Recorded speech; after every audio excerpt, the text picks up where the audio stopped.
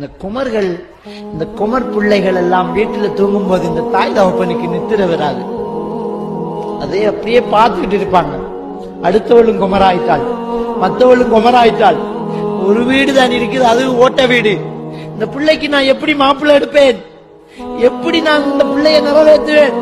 அந்த பிள்ளையோட மனசு என்ன பாடுபாடும்? அதோட படிச்ச பிள்ளைக்கெல்லாம் கல்யாணம் நடந்துட்டே. இந்த பெண் பிள்ளைகள் தூங்கும்.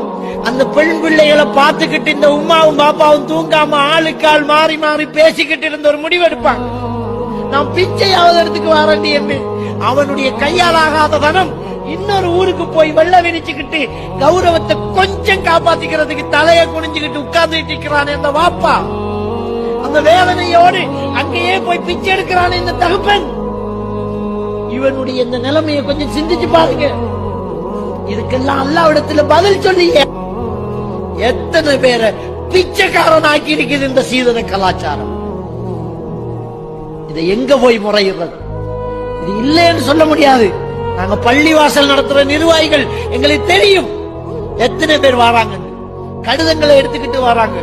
கொமர் காரியம், எனக்கு 2 கொமர், இந்த கொமருக்கு கல்யாணம் கொண்டு வந்திருக்கும் மௌலவி, உங்களுடைய ஜமாத்தால ஏதாவது தர முடியாதான்னு யாசகம் கேட்க